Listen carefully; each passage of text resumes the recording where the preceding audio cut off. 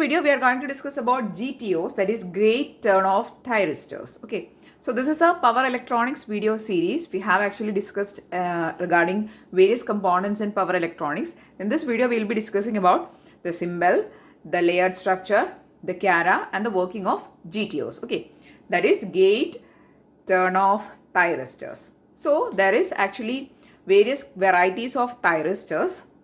Triac is there, SCR is there, then GTO is there. These are actually various varieties of thyristors. Okay, so this gate turn off thyristor means here again the gate pulse or the gate current pulse is actually turning on and turning off the device. Okay, so this is the symbol of, actually you can have two symbols.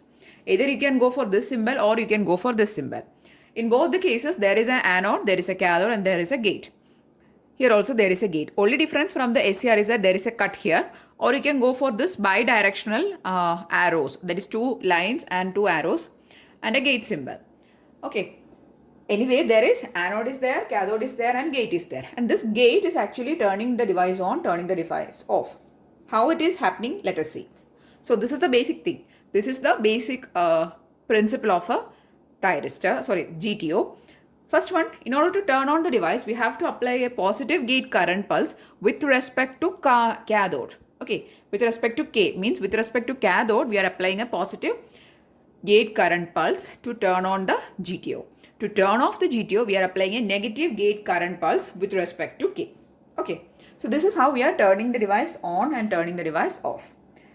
So this GTOs, if you see the layered structure, it is a 4-layer PNPN semiconductor switching device that can be turned on and turned off with the help of a gate current pulse. Okay, so first we are going to apply a gate current pulse to turn the device on, and we'll reverse the gate current pulse to turn the device off. Okay, so that is what we are actually doing here. So this is the basic working principle or basic principle of a GTO. Again, here it is like a SCR. There is a gate terminal here which is actually acting as a controlling terminal. Okay.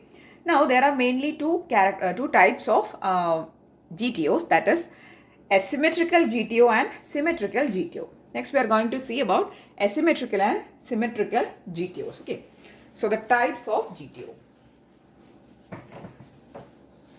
First one is asymmetrical. Asymmetrical GTO. Then the second category is symmetrical.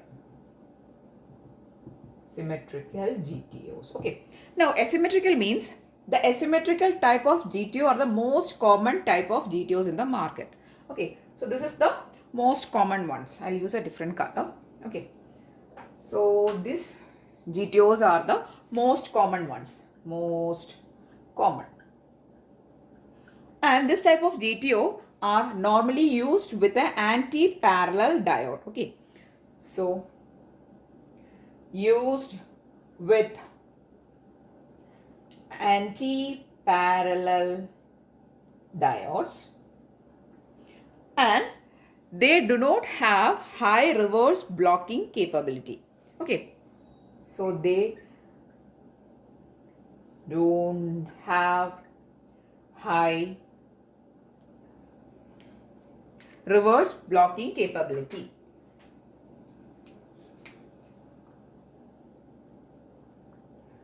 Reverse blocking capability. And also the most important use is that they are used in voltage fed converters.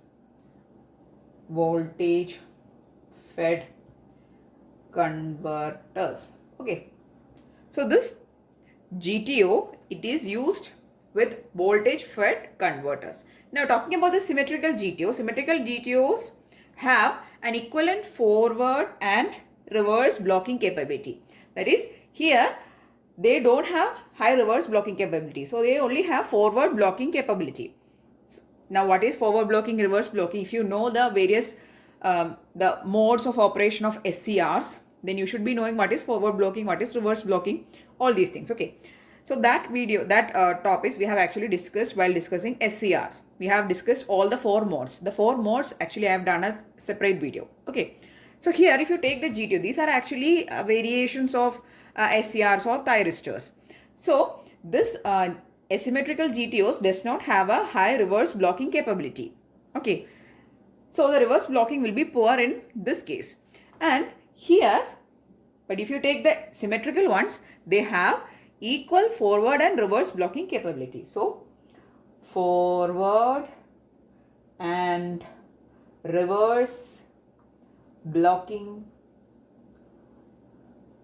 capability is there. Okay. And they are used with current fed converters. So the converters are two categories. There are voltage fed converters, that is some converters in which we are feeding the voltages. Here another type is current fed converters. So the asymmetrical ones are used with voltage fed converters, and here we are using with the current fed converters. Okay, so these are the main points regarding the asymmetrical GTO and the symmetrical GTO. Okay, so here the most important thing is that the reverse blocking is not so good in this asymmetrical ones, but here reverse blocking and forward blocking are equally good. Okay, so the various modes of operations, if you don't know, I'll just brief it out. It is forward blocking, forward conducting, reverse blocking and reverse conducting.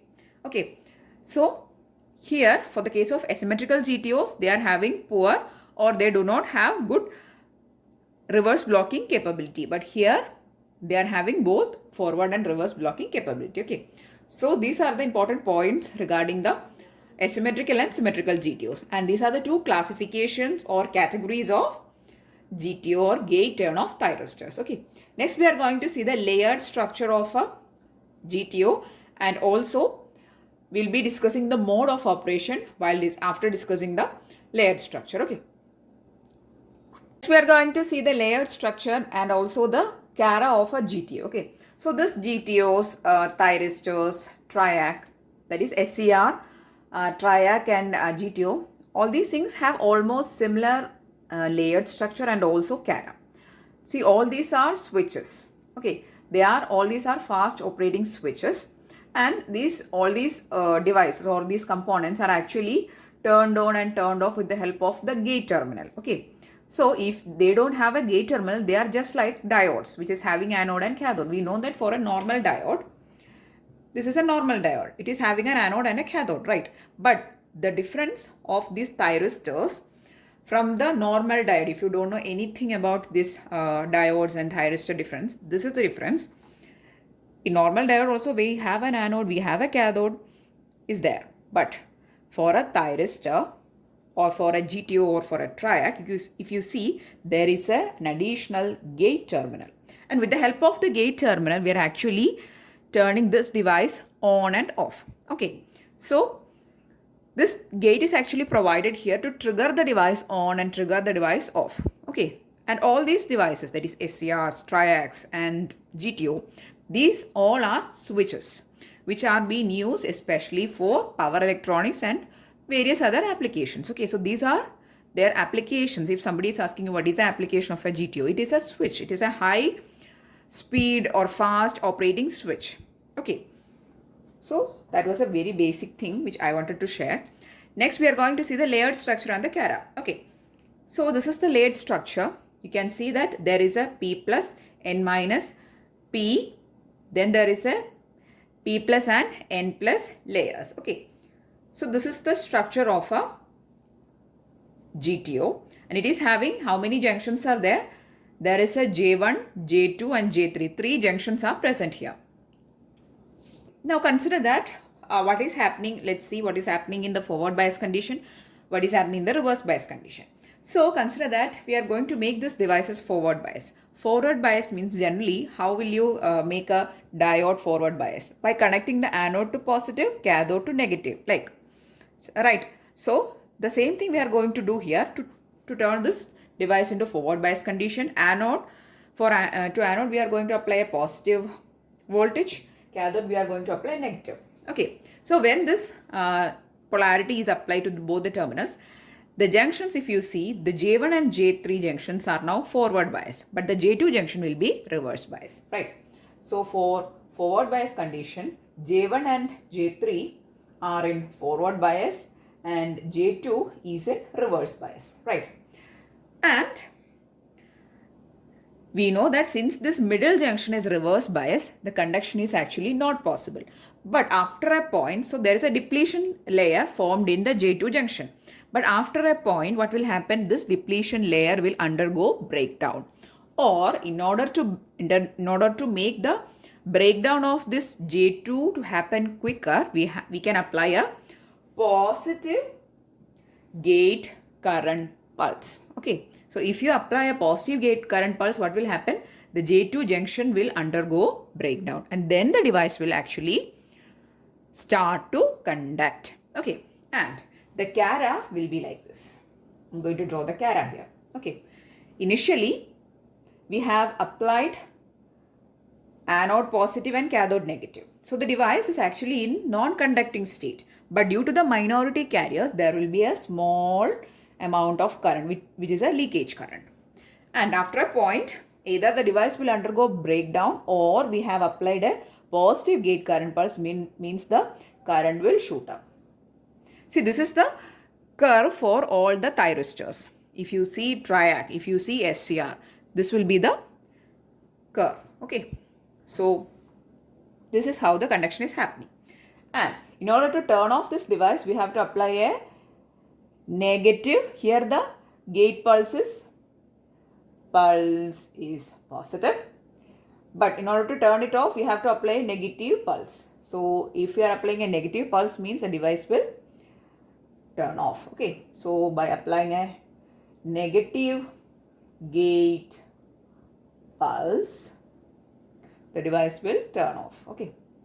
So it will come back to minimum current. Okay.